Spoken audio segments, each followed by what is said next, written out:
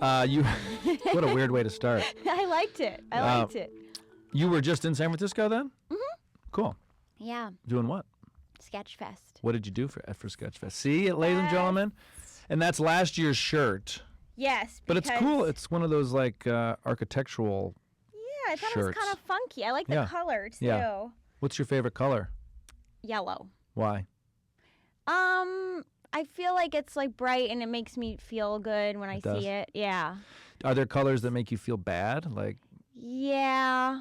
Yeah? Like, I don't like maroon for some reason. Oh. I don't know why. I don't know if I could even describe what maroon is. Are I don't you know. colorblind? No, but I just don't. I'm more vocabulary weak. Yeah. Maroon is like Where a is it on red here? that's not a real red. It's like, no. That's your sweater's very red. And I'm not offended by red. Okay. But maroon is like, I don't even see Is it on anything here? maroon. I'm Is glad this no maroon? one's wearing it. Like, Yeah. no, that's pink. Pink. Okay.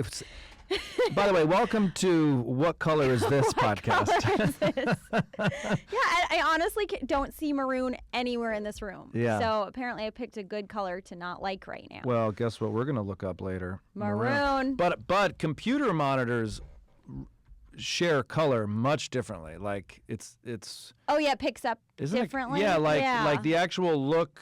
Whenever you see a T-shirt on a computer monitor and then in real life, oftentimes they're way different. Yeah, that's true. There's some weird thing going on. I'm like determined to find maroon. We'll find it. I think that's where Brenton went. He went to find maroon. Is there any I'm maroon? like looking everywhere. Oh, is that what he did? I don't know. Do you believe in like auras of colors and stuff?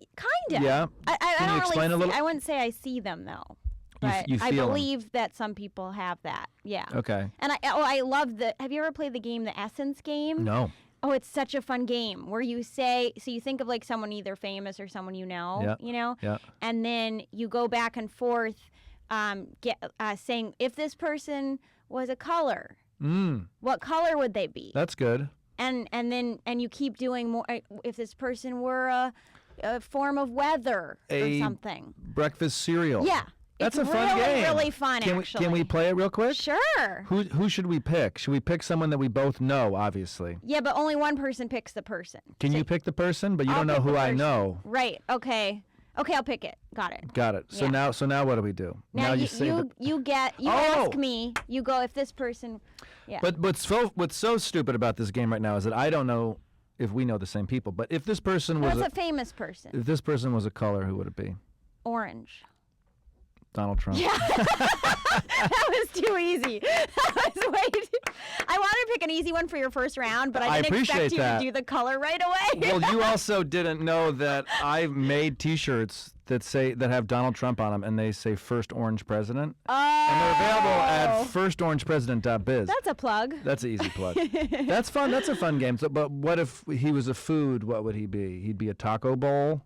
Right? Yeah, because maybe. of that whole thing, or would he be like? No, you can't do it literal. Like the orange thing's a little literal, but usually it's more of like an essence thing where it's like just the way you perceive him. So so if he was a food to me, what would he be to you? He would be like a hamburger or something. Yeah, like me, something like like a giant Texas hamburger that's just like. Who doesn't even fit on the plate and like maybe is rotten. Yeah. And hates women. Right. No, I mean, that's a little on the nose.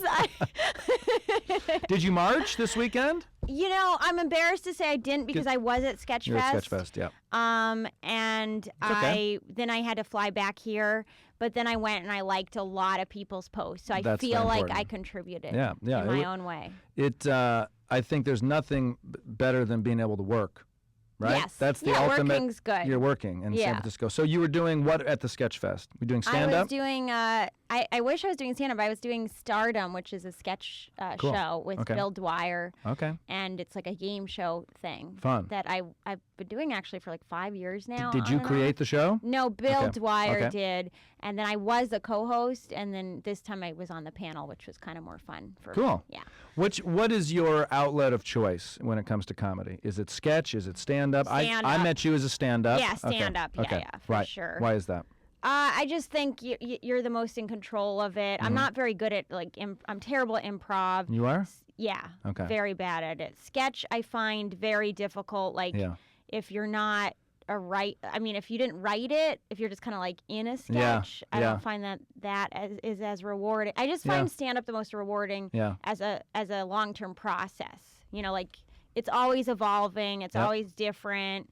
And it's completely, if done right, you. Yeah, exactly. Your brain wrote this thing down, and now it's turned into a 15-minute story, and that's the best. Yeah. Yeah.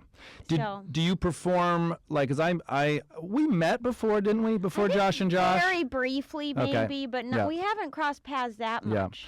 I'm at the point now where, and this is bad, where I know the shows I'm doing, and I always text them and go is it cool if I show up a minute before I go on? And then I'm done, and I go, thanks again, and I bounce. And I kind of have, this is, again, not good. I've kind of stopped, just being a fan and watching the show. And that night, I got there early, and of course I was mad I was early, because I was like, God damn it, now what do I do? Get out of here. And I got to watch you and James Adomian, and it was just it was so fun to watch you guys. And it was come on, Michael, go watch people. Go. And so that's what initiated this. But that's nice. Thank you for agreeing to do the podcast. No, thanks for asking, and I really enjoyed your set as well. Here we go. Now you have to. No, I'm not doing it because I have to. I'm not doing it because I have to. I was cracking up, my favorite thing is if I watch people. I watch a lot, sure, but I very seldom remember people's jokes. Yeah, that is the hard and part. if it's memorable, I'm so excited. And so I remember so much of your set that night. The Twitter thing was cracking me up. You. Yeah. And the Trump thing. All your jokes are very smart and really funny to me. So the Twitter thing, just so we can share with the listeners, I'm sure you've experienced this. Everyone's tweeting how much they hate Trump, but then they're still comedians. So their fifth tweet is hey, come to Echo Park. I got a show tonight. It's like this. It's the way like this. You worded it was so perfectly because you're like comics. I don't want to totally. It was a bit of a riff too. Your thing. But you were like comics. Are very upset about Trump. They really are passionate. And you can tell. I can tell by my newsfeed because it's just this guy's a masochist or not a masochist. A misogynist. This guy hates women. He's not fit to be president. Come see me in Echo Park at 8:00. It's just we're such scummy self-promoters. Yeah. It's hard to do that. And it is kind of funny because I feel like people do fluctuate all the time between those two things, wanting to say what they think and then. But remember, I'm still a performer. I'll be I'll tweet something very atheist and lose a bunch of followers. And then my next tweet is always Happy Mother's Day. I love my mom. And I'm how do these go on the same timeline? Yeah, but where did you grow up? Boston, a little outside of Boston. Okay. Was that where your first stand-up set was performed? No, I started in L.A. Oh, you're crazy. I know, I'm nuts. Where was the first set? Well, I have two. I feel like I had a false start once, which I don't I like that. quite. It was a date. It was a date with a comic. Shut up. Yeah, it was not the best situation to start. Like a settled-on date. Yeah, that we went out to performing. dinner and a first date. Yeah. Nonetheless. Okay, so that's we had Thai food, I remember, and then I was like, I've always wanted to try stand up, and he's like, well, why don't you do it tonight? And I'm like, okay. And I think it's awesome that he Yeah. Okay, I think it's awesome. You never know. You never know. I think it's awesome that he was taking you on a date or vice, you guys were on a date and he still had a show booked. That's so comedy. Well, Or was that part of the date? I think he was doing that almost every time we hung out. Yeah. Going to a show after. Having me meet him at, he'd be like, just meet me at my show. And now I look at that, I'm like, oh my God, really? Yeah. But at the time I was like, okay, cool. Yeah, it's fun. Yeah. And you were interested in the world. Yeah. Okay. I didn't really think I was going to ever do it. I knew I wanted to try it, and I've acted my whole life. And that was sort of my first, and that wasn't really rewarding enough for me, So that was a false start because it was the worst thing ever. Where was it? Can you share us that? It was an open mic. It was like a Cafe Mona, something. Open mic? Yeah. Muse. Oh, Cafe Muse, I think. Cafe Muse. Okay, yeah. It was an open mic. Lots of people there, though. Cool. And just bombed, nothing. Yeah. Not even a laugh for how bad it was. Oh, I didn't even get a laugh like a sympathy laugh. I just got silence. And then afterwards, he was like, well, that didn't go as well as I thought it would. Oh, shit. He said that. He said that, oh, yeah. No. And did you guys ever date again? Yeah, we dated for a couple months because I'm a moron. I love it. And then years went by, and I ran into this guy, and I won't say, of course, who he is. Well, you can if you want, but I have nothing against him. He's perfectly fine. Yeah. But he came up to me, and he goes, I just have a question. And I was like, oh, good to see you. It's been like 2 years. And he goes, you started comedy because of me, right? Here we go. And I was like, no, actually, it took me 2 years to get over that false incident. Yeah, to start, get myself to do it again.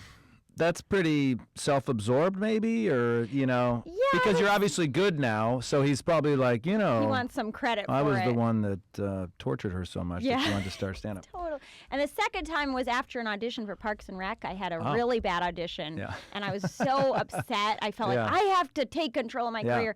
And I went to an open mic, and I just kind of like vented about the audition for good 10 minutes. And that was probably good. No, it was still not good, but it was better. It's better. I mean, it was probably very honest. Maybe you didn't understand how to make it funny yet, but it was very. That's true. It was entertaining because I got someone in the audience to come and play the casting director and all this stuff, and then I made the mistake of putting it on Facebook. I know. Well, that's what I'm so happy with. When I started, video wasn't on the internet yet. Yeah. I would have put something up way too early. And that's what you did. And so my manager called me. I had already signed with my manager before, and he reps a lot of stand-up. Like he reps Maria Bamford. Okay. And so I had signed with him before I became a stand-up, and then I put that on Facebook, and I get a call from him, and I was kind of proud of myself. I'm like, I did it. I should share this.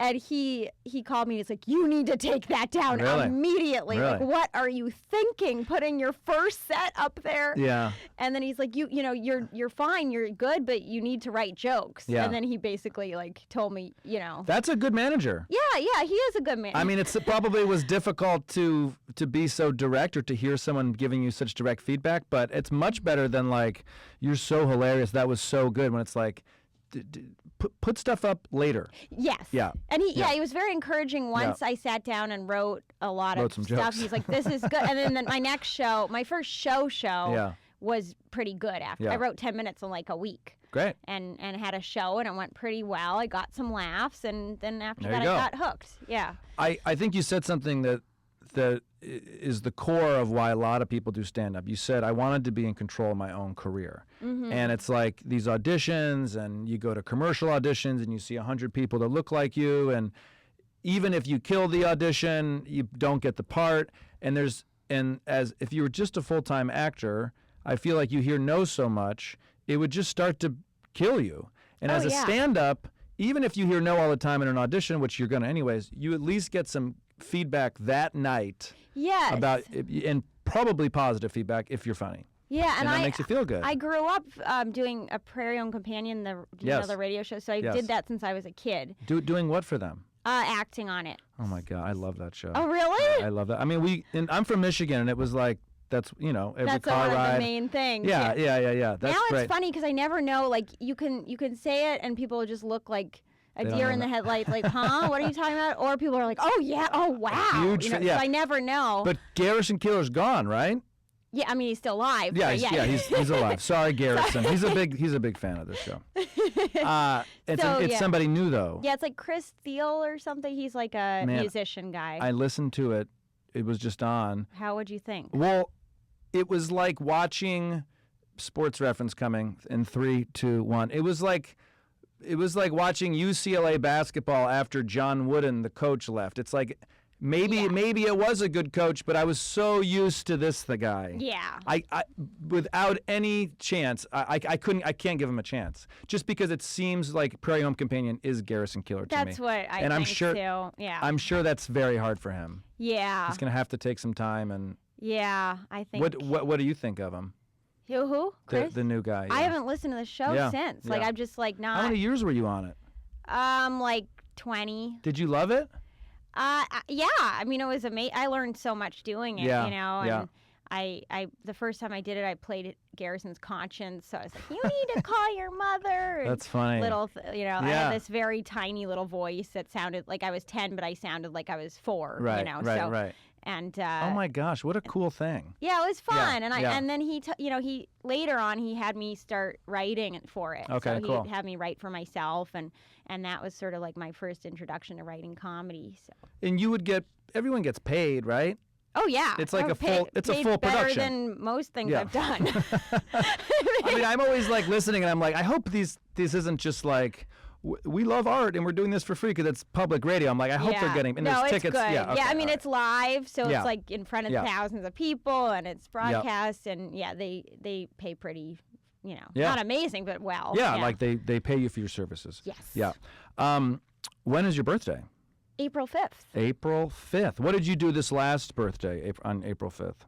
Well, my last birthday was probably the one that was that we're going to talk about. Yeah, the one we're talking about. Well, that's even more fascinating. Yeah. Tell me what happened. Well, it was sort of a combination of. Okay.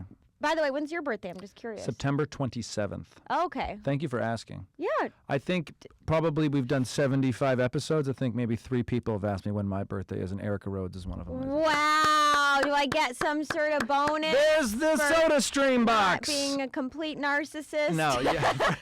For learning how to reflectively listen. Yeah. No, I don't need people to ask me, but it is kind of interesting that other people are like, but it's also not about. It's not about me. Yeah, but how can you not be curious? Yeah. Right? Well, if you believe in colors and auras, my sense is you also are down with astrology? Well, to a point. Like, if I want to believe in something, like if I'm like, oh yeah, you're definitely typical Cancer. But I'm curious. I always am curious what people are. What sign is that? Is that the fact that you don't even know with my birthday means you're not that into which is good. I think that's good because I make fun of it a lot. But I'm a Libra, which I believe is pretty balanced, right? Yeah, it's the balance beam. It's supposedly charming. I think it's a little self-absorbed. I know it's big penis, and then the other one, every single joke. I also love how we never know the negatives of our sign. I'm always like charming, perfect. I know there's negatives with yeah, Libras, mine's like stubborn. Okay, I could see that. Temper. I could see that. I'm just kidding. I can't. I was like, really? Thanks. Yeah. So what is that then? Who are you? Aries. Aries. Okay. Yeah. And have you found like your boyfriends in the past have been like the compatible signs or not, or do you even? I'm not really sure what is compatible, but I do notice that I tend to date I've only dated like 3 different kinds of signs. Yeah. Like okay. It's like I haven't gone the whole spectrum of Libra. No, never dated a Libra. Never. Okay. So there's always a first. There's always a first Libra. So tell me what happened on this bad birthday. Okay. So first, I was already depressed because I was very close to booking 2 jobs and I didn't get either of them, and one of them I had been put on hold for 2 weeks, then I think I found out the day or 2 before that I didn't get it. So explain it to people who don't understand what that means. Yeah. So in acting world, it's almost impossible to book anything ever. Basically, I mean, you just don't ever book anything. So I've been here about 10 years, and I've booked maybe like 2 things off of auditions. That's not how I book things. Yeah, sure. So it's already totally not in the cards. But this particular audition went really well. Yep. And what was it for? Do you remember? Yeah, I don't know. You want to talk about it? Yeah, I don't know if I should say the name of it because I'm kind of like whining about it. Yep. But yeah, so it was a show with.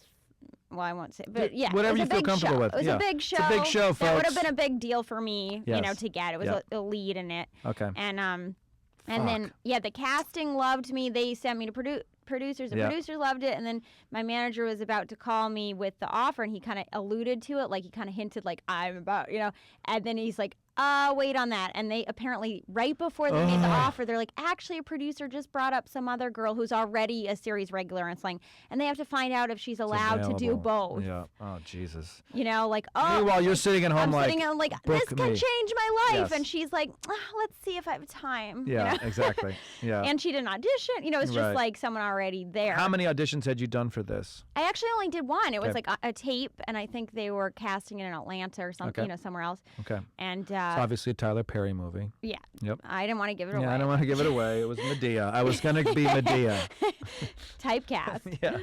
But yeah, so anyway, so they put you on hold for 2 weeks. For 2 weeks. That's a long time. It's a really long time to have hope. And every time the phone rings, you go, ah! Yeah. Right. You don't want hope for 2 weeks. Now I tell my manager, do not tell me anything. Yes. Like, I don't want to know even that I did well. Yep. I don't want to know. Just don't tell me unless I get a job. Call me and say, you got it. Yeah. Okay. Remember that job you forgot you auditioned for 3 months ago? You know. But anyway, so that was a huge disappointment. I think it happened like a couple days before. And they called you, or your manager called you and said you did not get it. Yeah. Ugh, it's like, oh, you're not. Yeah, they booked the other girl. They did? Yeah. And it's just like these fucking people that keep booking stuff. It's like, how much more money do you need? Yeah. It's like, here's someone capable, funny, hardworking, just ready to take it and give it to somebody else. She's fine. She's got she's already on a show, you know? Yeah. So do you hate her? Do you know who it is? I know who she is. I mean, I don't hate her. She seems fine. Yeah, she seems like a nice person. Yeah. And she's like she's different than I am, and enough so that I'm not like, oh my God, she's like the more famous version of me. Yeah. She's just like different. Sure, that's fine. Yeah, okay. Yeah, so... okay, so that was a couple days before this birthday. Yeah, I think it was a couple days. And then another job that I was pinned for, which is another term for being on hold. Yeah. That was for like an animated series. Oh, cool. Another series regular on something that would have also really helped me financially. Was pinned for that for like a week and then didn't get that too. And did you audition? Would this be a voice audition? Yes. Yeah, okay. And do you do a lot of these? Well, you know what? This is one of the only ones they called me in for. Usually I just send them from home, you know, like you do it on your own and you never hear back. Yeah. This is... Could you email that to blackhole@nevergonnahearback.com? Yeah. Really? Another voiceover audition? I know. In quotes. Back in the day, they would have to like messenger somebody the script.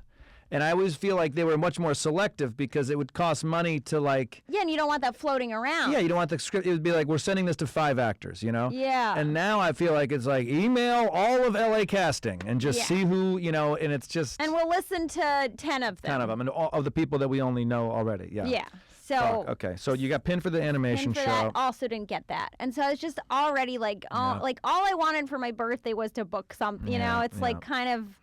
cliche, but it's like that's all I cared about. And I wasn't really into like celebrating unless like I had something I felt like celebrating, you know. And on top of that, like I wasn't dating anyone, and there wasn't anyone that I wanted to spend it with either. Like I was just kind of like, I just don't want to do this birthday. Yeah. And then the Facebook thing made me more depressed, like where people are, you know, it's like I didn't want, I feel like the birthday thing's kind of hard if you're having a hard birthday because you feel almost obligated to return messages or return, like if people text you or call you, you feel obligated to respond. But if you're really depressed, you're like, I don't even want to do this. I'm already isolating. Yeah. And now that I have this moment, this day where everyone is reaching out to me, and all I want is to not talk to them. And if it was just a random Wednesday, they wouldn't be reaching out. Exactly. Yeah. Do you think it was situational depression? Do you think it was real depression? Have you dealt with real depression in your life? Yeah, I have real depression. Okay. Yeah, it's annoying. Is that that's probably not a nice way to call it, real depression?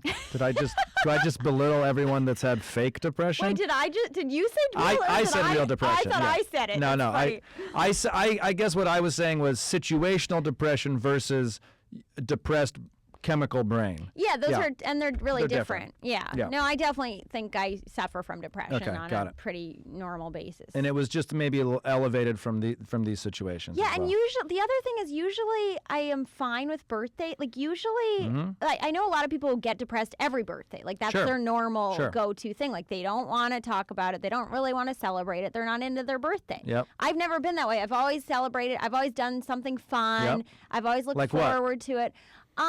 Like 2 years ago, I had a party, I had a whole get together at like a nice hotel place in Santa Monica, one of those and I always have like really good turnouts where I'm surprised, like, oh, I have friends, like it makes me feel good. I have community. Yeah, and like somehow it was just really fun. Like really cool people showed up, and I had like a couple of roommates at that time that were really really nice and got me really sweet gifts. Like just went out of the way to really make it a special birthday. I forget what I did the year before. That was like a couple of years, but I forget what I did the year before last year. What were birthdays like as a kid? Was there a lot of expectation to make? Yeah, I think so. We used to like make our own cakes, you know. Like one birthday that I wanted to talk about, but I forget the details. Yeah. Was there was something when I was like in 5th or 6th grade, something called the Nancy parties, where it's like this cool woman would come to your house and have all these games. Like she'd set up this whole thing, and I don't remember what made it so cool, but everyone was having a Nancy party at the time, and it was like if you didn't have a Nancy party, you were not cool. And this woman's name was Nancy, and it was obviously like some company she started where she would come over. She was like a clown, but for the birthday party, but like would make the birthday suite. And somehow she made it really cool. I forget if there was like, some kind of light thing. Yeah. Like she made it seem like it was really hip, and I don't remember. I wish I remembered the actual games that made it so cool. Well, we're going to Google the Nancy party and see what comes up. We'll talk about it later. Yeah. So, but what made it so pathetic when I had mine was so I grew up in Newton, Mass, which is pretty wealthy, like everybody has really nice houses. They go to Martha's Vineyard and everything. My family was like lower on that, spectrum. My mom's a musician, and it's just kind of, my dad made some money, but we were definitely in the lower middle class. It's a super rich city and community. Yeah, I was poor compared to them. Sure, got it. But but I wanted a Nancy party. Sure. But everyone would have the Nancy party, and you had to have it in like a big room. Yeah. And I think the lighting had to be right because she had to do her like whatever the strobe, I think it was like strobe lights or something, cool like that. So my mom decided we're going to do it in the garage. Nancy party garage. And the garage on the cement, and like she cleaned it all out, but it was so embarrassing. And we got all these little rugs so people had somewhere to sit on them. But I just remember feeling so embarrassed. Yeah. Isn't that tough? Like your mom she was trying so hard. They were trying so hard. They paid for it. They cleaned the garage. Your dad had to clean the fucking garage. And then no matter what you do, the kid is still like... It's kind of funny because I wrote to my mom an email being like, do you remember any details about the Nancy party? Because I'm doing a podcast about my worst birthday, and I didn't hear back from her, and I'm like, she's probably still upset that it wasn't. Worse, that was your best. Yeah, I thought that was one of the best birthdays. It makes me feel nice that you're even thinking about asking mom about the worst birthday. I mean, I've had guests come in here, and I'll be like, when's your worst birthday? And they'll be like, why are you even asking me that? And I'll be like, that's the fucking name of the podcast. Yeah. No, do your Eric homework. Griffin. I don't know if you know this. Yeah. I don't know if you know this, but stand-up comics don't like to do any homework. No. None. No. It's like they rebel, even if it's the easiest thing. Yeah. They're just like, oh, wait, that's really hard. Or You're like, telling me what to do about something. Someone asked me to do a podcast last week, and I said, hey, I have 11:30 available. And they're like, can we go next week? And I'm like, you're available, but you're not going to get up? Like they're so fucking lazy sometimes. Oh my God, they're so lazy. And a lot of comics go to bed very late. So that's true. But still. So back to this more recent worst birthday. You're feeling depressed. Mm-hmm. There's no one in your life that you really want to spend time with. Yeah. You didn't book the animated voice. Your voice got rejected. Yeah. Your face and your acting got rejected. Yeah. Well, you're really rubbing this in. I'm trying to get an emotional. Aaron, if you can move in on her face, that'd be perfect. No, I'm just recapping. I'm not trying to be a dick. But just in case someone is just tuning in now. Correct. Just in case you missed the past half hour. This is what she talked about. There's no Nancy party to be had. So what happens with this day? So first I'm like, okay, I'm going to try to, fix the day. And it got a little bit more and more pathetic as the day went on. Like first I'm like, okay, if I get ice cream. Yeah. If I take myself out to ice cream, that's my one little treat to myself. That's great. So I go and I walk to the ice cream Where place. do you live? I live in West Hollywood. Okay. And I went to Cold Stone? Sweet Rose Creamery. Yes, Sweet Rose. Really great. should get them as a sponsor. Sweet Rose Creamery. They're one of the best. They are delicious. Really, really good ingredients. I believe it's owned by the same people that own Cassia Restaurant on the West Side. Oh, really? And Rustic Canyon and Esther's Wine Bar, I believe. Wow, they're doing pretty well. They're doing good. Yeah. They're doing good. Okay, so you walk to Sweet Rose. What'd you get? Because they got some crazy flavors there. I always get the mint. It's really good. It's like fresh mint chocolate chip. Have you had that? Yes, I have had that. It's unlike any other mint chocolate chip ice cream you'll have. Ladies and gentlemen that don't live in West Hollywood or maybe Portland, Oregon, which has like kick-ass ice cream, this is like real mint. It's not like mint chocolate chip grown in Michigan. It's like it's green and it looks like mint. Like this is like fucking real mint leaves. Yes, amazing. And it tastes fresh. It doesn't have that superficial or artificial. I mean, but artificial, superficial. It's superficially flavor. Artificial. Yes. Yeah. Thank you. Thanks. That's the name of that's a good name for a podcast. Can we cut that out? So you get some ice cream. Yeah. So no, first I walk there, which is it was a very long walk. Okay. Like ridiculous. I'm walking, and then I'm like, I'm still walking, wow, this is really long walk. Yeah. And I get there, and I run into somebody I know that like I barely knew, but they were like obviously like on a date or something, and I didn't feel like talking, but I was like, oh, blah blah blah. Yeah. And then I go in, and I realize I forgot my credit card. Here we go. Left it at home. And I'm determined to get my ice cream because I walked all the way there. It's my birthday. How long was the walk? Already depressed. It was probably like 2-mile walk. Wow. Yeah. That's like, really healthy walk. It was a long walk. Yeah. Okay. I wasn't going to leave there without ice cream after a 2-mile walk. But you were going to leave your home without your money. Apparently. No cash either.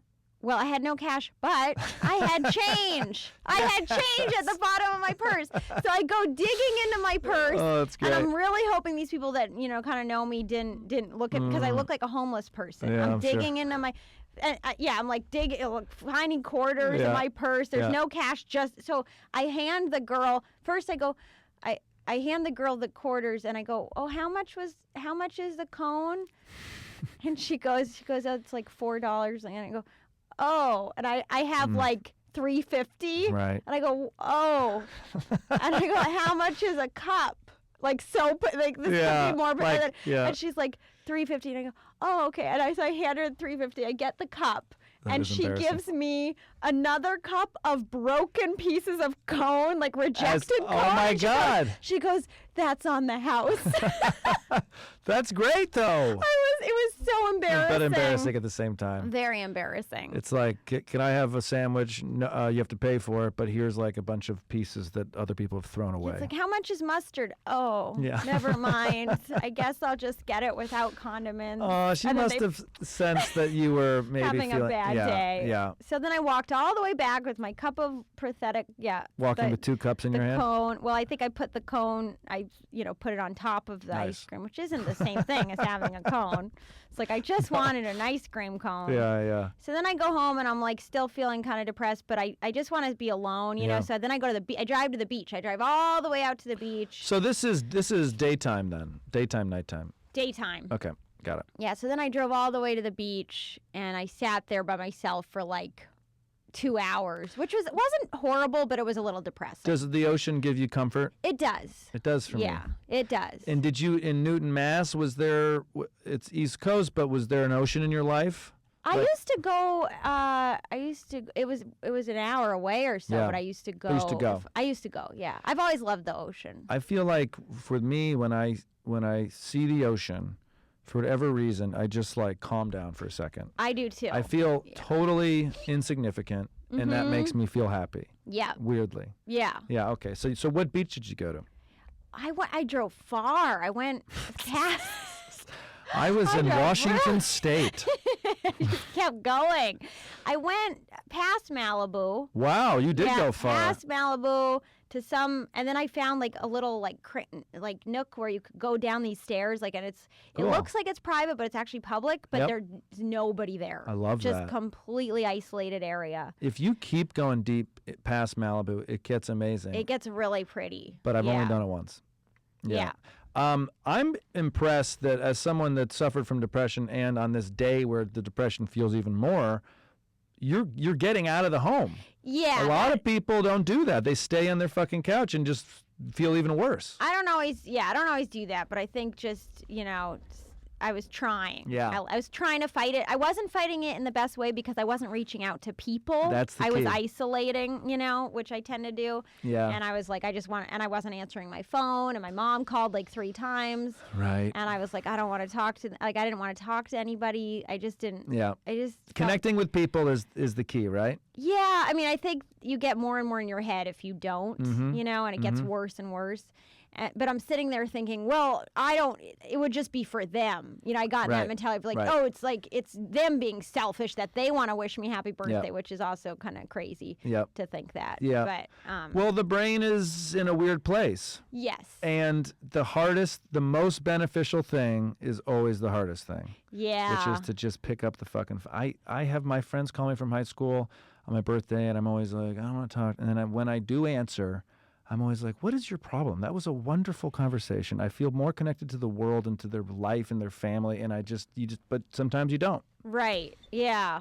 Yeah, and also sometimes I think even a simple action of like just having coffee with someone is like a huge thing. Yeah. If you're depressed, like that's like a huge deal. Yeah.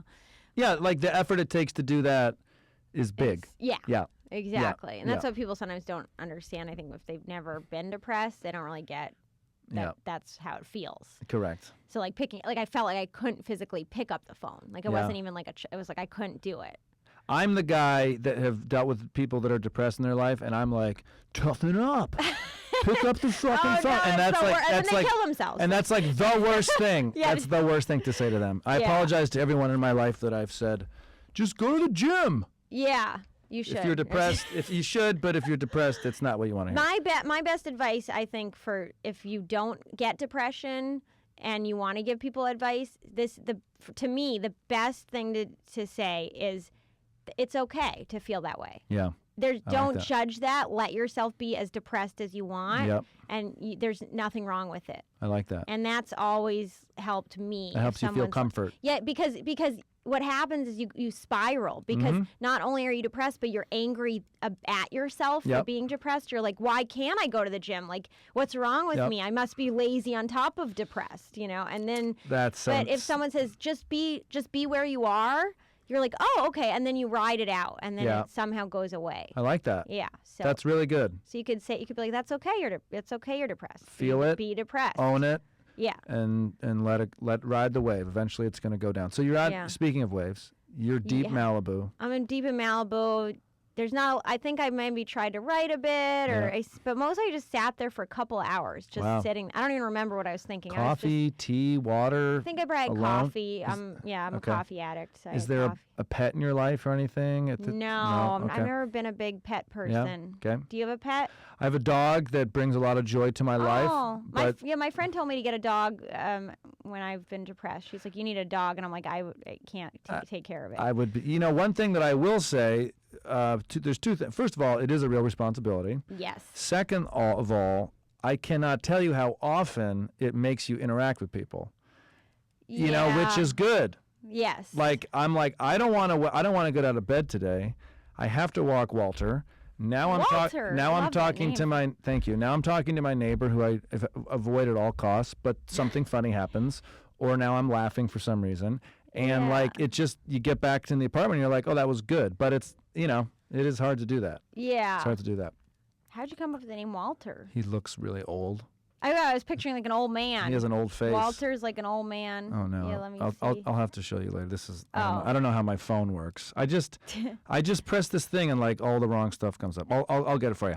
So what happened? You're at the beach and then what happens? So anyway, my mom called again and she was leaving these. She's like, Dad and I really wished we'd catch you to wish you happy birthday, but I guess you're not around. And I'm like, oh my God, I'm such a horrible daughter, So then finally I leave the beach. And I get in the car and I call my parents and I just completely broke down. Okay. Like I was like, all I wanted for my birthday was to book a job and I just don't care. And somehow they how parents are, it's sort of like hit or miss. Like for my parents, it's hit or miss. Like they could have said all the worst things.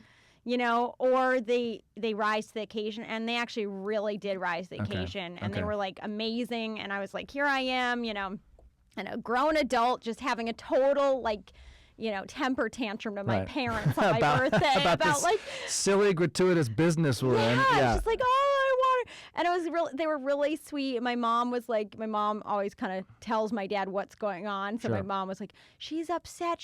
Will you talk to her? She's upset because she said she just wants to get a job and she's really upset. And she was. Are they both on the phone at the same time? I think she was on the phone and then she was kind of passing it over to my dad, and they were both really wonderful, and they just listened to me. They're like, that must be so frustrating. Like, you're trying so hard and you've put in your time, and like they couldn't have been better. That's nice. And I was like so glad that I just finally called them.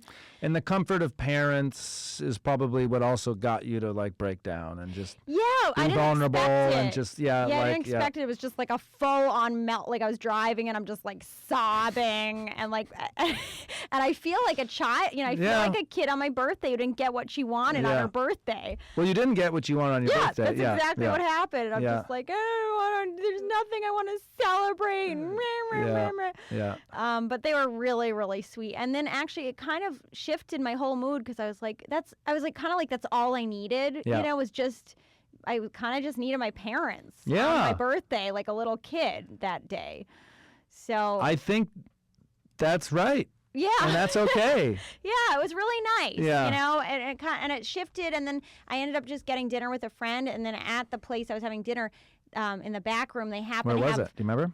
I think it was Genghis Cohen, on the Fairfax? Chinese restaurant, and I had dinner. It was a fine, like, casual dinner. My friend sort of convinced me to get dinner when I didn't want to. Right. I had been like, I don't really want to, and then I was like, okay, maybe I should. After I got out of my rut a little, once I broke down. Yeah. And we had a fine dinner, and then at the end, there happened to be an open mic going on, and I went in and asked if I could just do 5 minutes. Yes. And I was like, that fed my, performer neuroses. And you got to perform.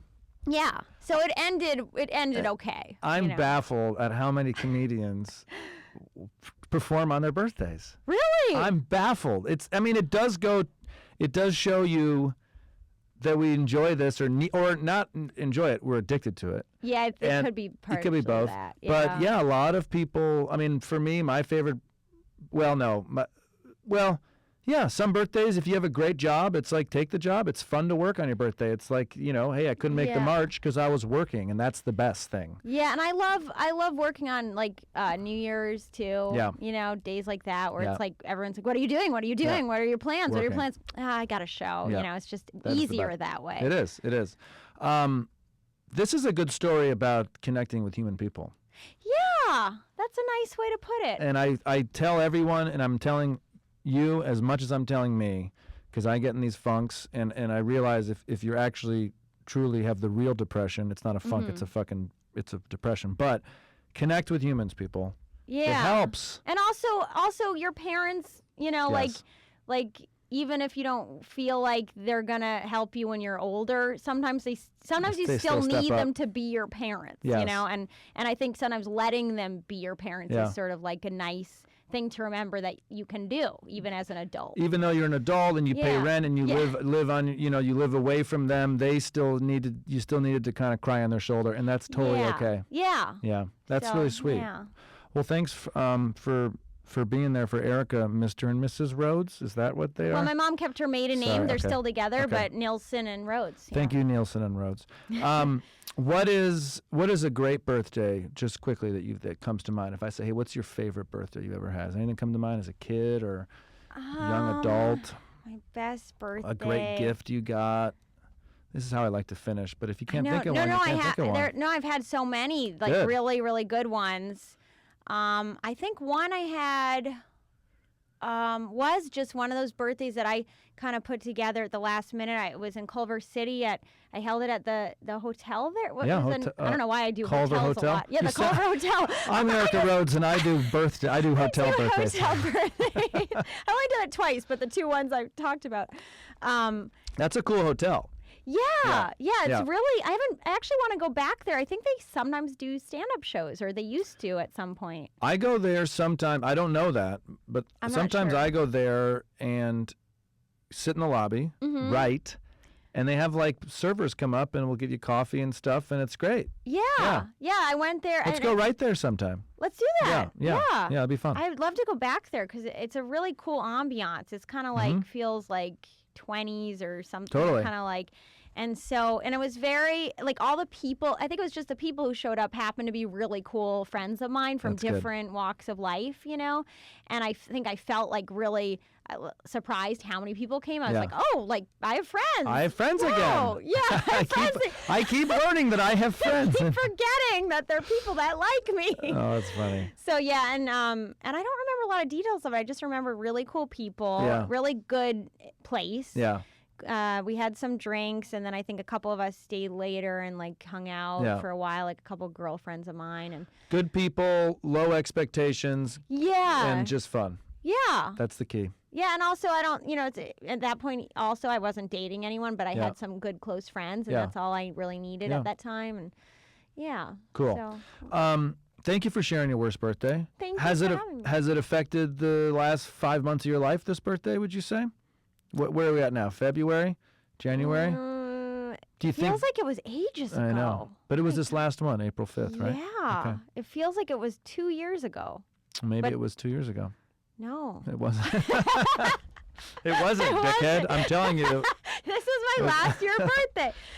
Has it affected me? Not particularly, I don't think, but I still find myself in moments with my parents where I'm like, I have to sometimes force myself to call them and like let them in more into my life more. And I think also, as you get older, you want to give them good news. And if you don't have good news, you sometimes avoid talk. Like I sometimes just avoid talking to them. But then I realize even if it's bad news, sometimes they still are, want to connect with you. That's very true. That might be a change, like giving them more of the benefit of the doubt sometimes. They just want to hear you. Yeah, they just want to talk to you. My dad's call your parents. How's work going? And I'm like, I don't have anything to report. And it's like, he doesn't, just talk to your father. It's I know. I always feel the same. I feel the exact same thing with my dad, where I'm like, oh, like, I'm sorry, nothing new happened this week. It's like, exactly. Where can all of our listeners find more information on Erica Rhodes? I have a website, but right now it's not that active, but ericarhodescomedy.com. Okay. And then I'm on Twitter at Erica Rhodes. Okay, cool. Facebook and everything else. Everything is Erica Rhodes. Except for Instagram is Erica Rhodes 22. Erica Rhodes 22. I gave up on Snapchat. I'm just not into it. Not feeling into it. I feel like if you have a brain and a personality, you don't have to do it. Yeah, thank you. Thank you for being on Worst Birthday. Thanks for having me. And that's it. Goodbye. Cool. Thanks. Okay. It's fun. We did it. Yay.